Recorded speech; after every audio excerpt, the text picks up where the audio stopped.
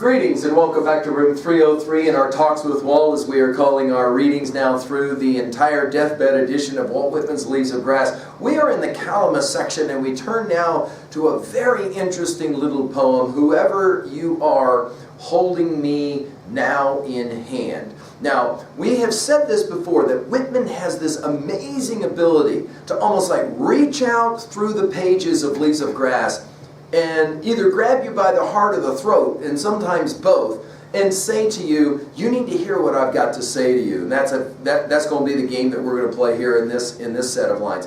Now, my assumptions are that you've already been working with us at LearnStrong.net, down the left-hand side, that Talks with Walt playlist.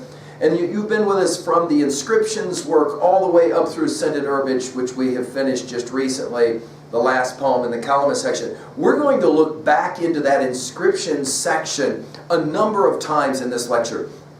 It's fascinating to me how, if you've been reading all these poems with us up to this point, that you'll hear all of these amazing echoes that will be played out throughout this poem. I hope that that will be for you something that you can see almost immediately as well. Now, Norton's will give us some background information here. He will say that this poem, the third of the 1860 Calamus group, underwent no substantial change after taking its present title in 1867. Although in his 1860s manuscript revisions, the poet had considered this as its title, These Leaves Conning You Con at Peril. Conning, of course, here meaning to persuade, as we saw in one of the inscription poems earlier. In the role of prophet or redeemer, there's some potential nigh blasphemy in this poem that we're going to talk about. The poet makes his absolute demands upon his followers, we could even call them disciples, right? Offering challenges rather than assurances. And this is the way that Norton's will play the game for us. Now, just to remind, this, as we said, this direct communication with the reader. We're going to see this several times. In fact, there's that amazing moment when he will ask, what do I feel like to you right now as you are holding me, when we get to Brooklyn Ferry. It's going to be one of those amazing moments. Let's also point out for your notes that great artists often have this longing to be accepted, but reversion at being accepted. Or, oh, you think you understand me? Not so much. And of course, we saw this in our study of Milton. We certainly saw it in our study of Dante and Shakespeare. The longing to somehow be understood, and the fear that, of course, that somehow they'll be encompassed if they are understood. Let's now move to the poem itself. And because of the length of this one and the degree of detail that I want to get into, I'm not going to be able to read it entirely with you and then come back to exegete. Let's work through it.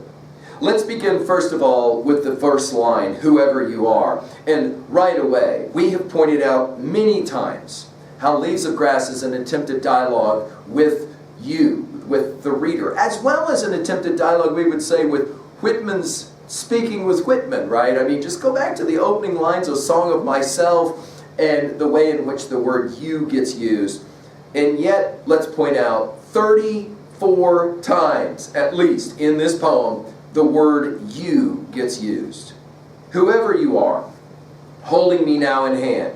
Remember this, back to Song of Myself, passage 1, what I assume you shall assume, right? Holding me now, the immediacy, of course, and in hand will immediately address the very text that it is that we're looking at, this deathbed edition of Walt Whitman's Leaves of Grass.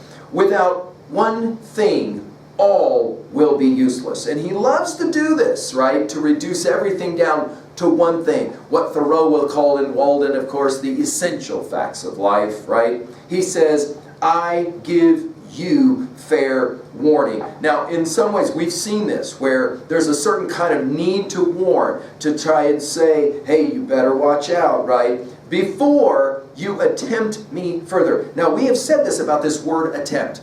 So much of Leaves of Grass, remember, up to this point is about the struggle, the wrestling match, the competition, the test. We've heard it approached that way, right? In other words, here, a warning. Before you think you can understand me, little bit of a warning.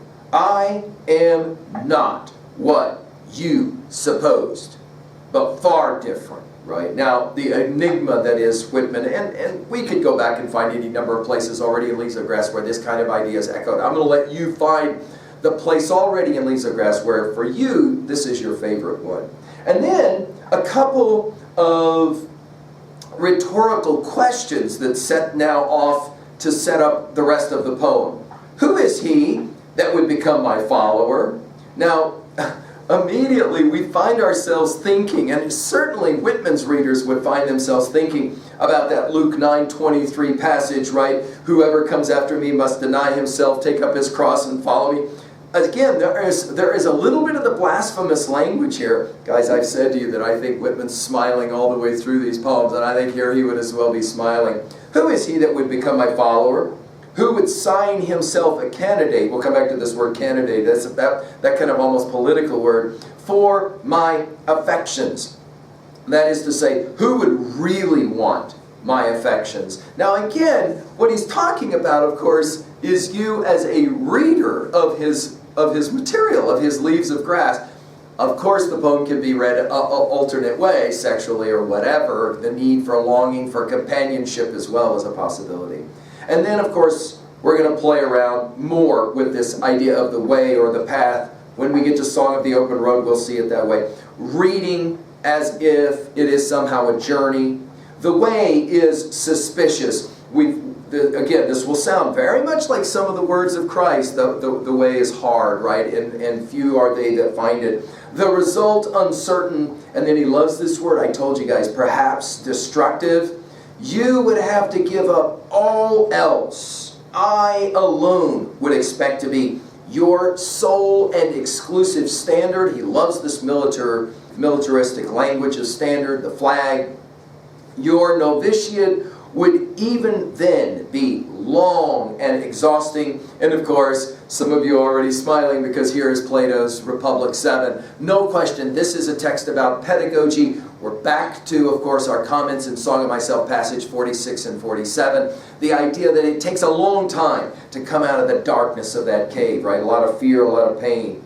The whole past theory of your life and all conformity, we have to think about Emerson's self-reliance, right? To the lives around you would have to be abandoned. In other words, schools and creeds in abeyance. You'll remember this, what he says at the opening lines of Song of Myself, passage 1, right?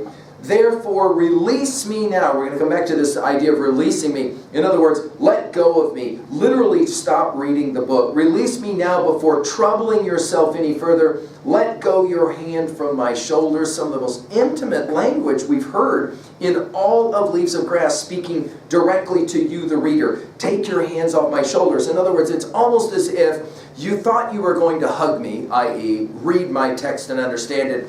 Why don't you go ahead and drop your hands? Now, obviously, in the very moment that he's asking you to do this, you get this sense, not to sound too Freudian, that maybe it's the exact opposite is what he really wants. But he only wants readers, he calls them followers, who are really going to actually give him the opportunity to impress. Put me down and depart on your way. This put me down is the only time this gets used in all of Leaves of Grass. And depart on your way. Hey, do you remember at the conclusion of Song of Myself, passage 52, he says it this way, he says, I depart as air, I shake my white locks at the runaway sun, I effuse my flesh in eddies and drift in lacy jags, I bequeath myself to the dirt to grow from the grass I love. If you want me again, look for me under your boot soles. The echoes are here, obviously noticeable. Or, he says, else by stealth, only time used in all of Leaves of Grass. Fascinating, right? In some wood for trial. I told you this whole thing about the trial, the test. We think of our Dante, no question. Or back of a rock in the open air. We'll talk about Song of the Open Road, the power of open air, all great poems constructed there. And then you have this parenthetic, which we've seen before in Leaves of Grass. It makes us think of our Emily Dickinson. For in any roofed room of a house I emerge not nor in company, and in libraries I lie as one dumb, a gawk, which is a fascinating word, right? It's the only use in all of Leaves of Grass, or unborn, or dead. Do you remember this set of lines from the inscription, shut not your doors? Shut not your doors to me, proud libraries, for that which was lacking on all your well-filled shelves, yet needed most, I bring. forth from the war, emerging a book I've made, the words of my book, nothing, the drift of it, everything, a book separate, not linked with the rest, nor felt by the intellect. But you, ye untold latencies, will thrill to every page. I have to believe that when Whitman put together his final deathbed edition, he wanted us to hear the echoes of a poem that's right there at the very beginning in Inscriptions. And now here we are back, right? He says, but just possibly, he's going to use this phrase now twice, this construction now twice, with you on a high hill. In other words, let's go for a walk. Now we've seen this high hill when we were together talking about Whitman's pedagogy in passage 46, 47, A Song of Myself, right? First watching, lest any person for miles around approach unawares. It's as if this immediacy, this intimacy, and he's suspicious of too many people being involved in the exchange or the reading. Or possibly, we're back to the construction, with you, sailing at sea. We've seen this again in passage 46, 47. Or on the beach of the sea, or some quiet island, right? This idea that it's going to need to be just you and me sharing this information, the immediacy. And then he uses the very, again, I told you guys, he loves this word, here, to put your lips upon mine.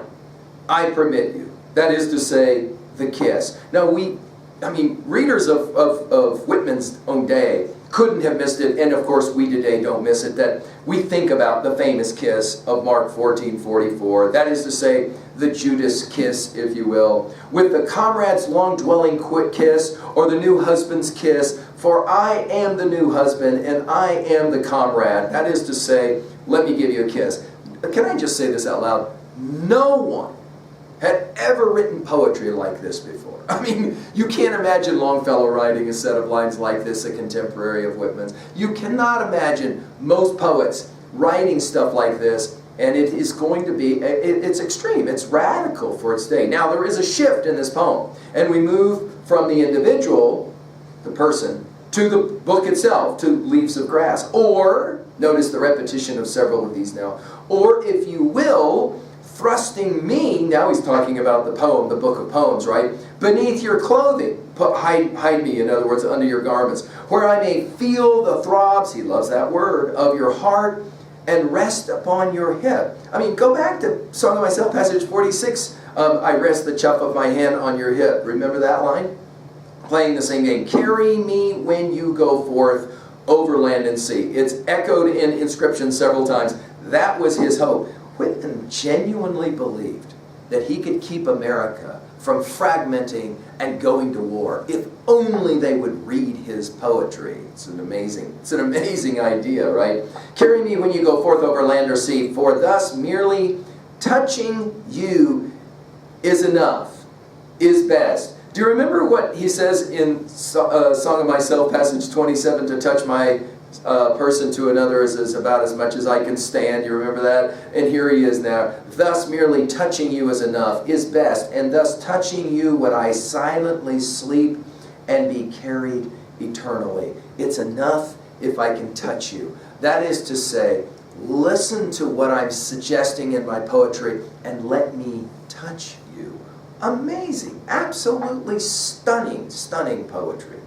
And then, of course, to make sure you get it, he's going to use the word leaves. And we've said so much about the fact that Leaves of Grass has so many different meanings, interpretations.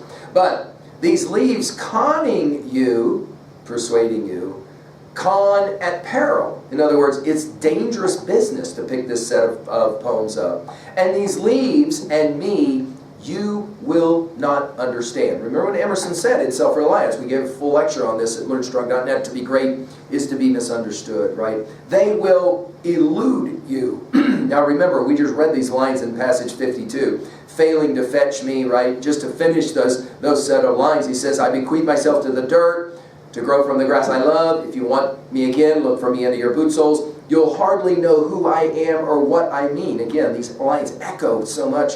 But I shall be good health to you nevertheless, and filter and fiber to your blood. Failing to fetch me at first, keeping courage. Missing me at one place, search another. I stop somewhere, waiting for you.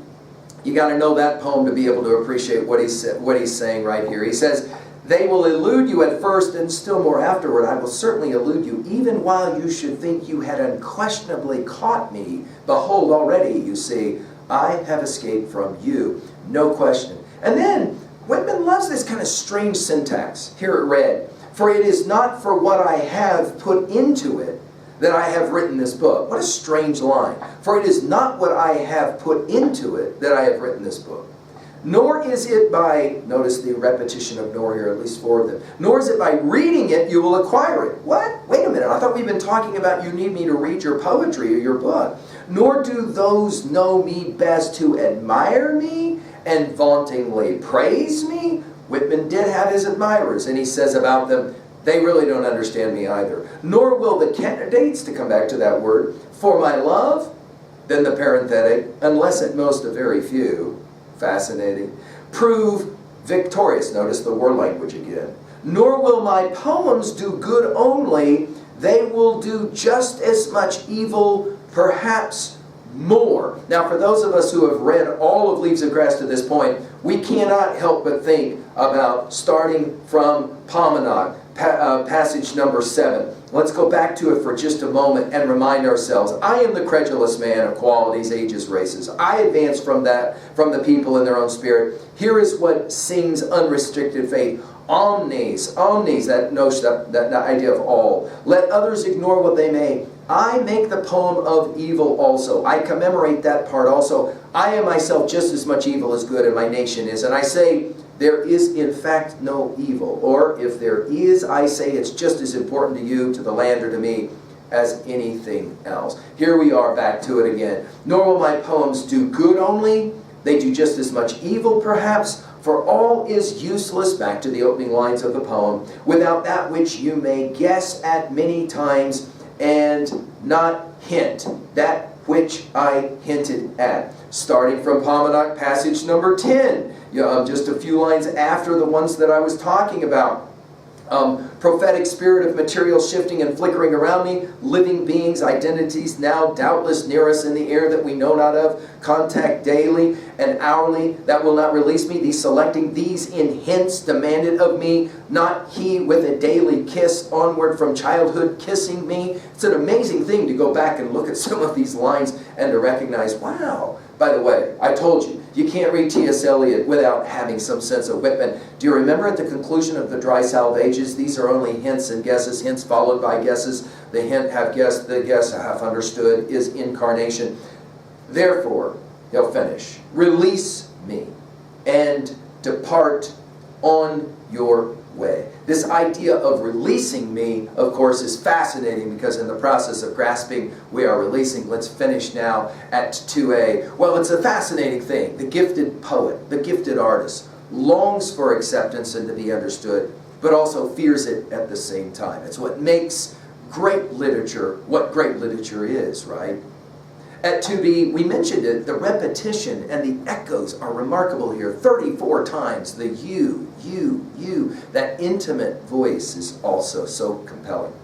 At 3a, I mentioned Emerson's self-reliance, to be great is to be misunderstood. Go back and take a look. He who would be a man must be a nonconformist. All of that, of course, is also here. Finally, at 3b, what was a time that you wished to be understood or accepted, but at the same time you feared that maybe to be accepted or understood would somehow not get you that close to the mark of what you really wanted?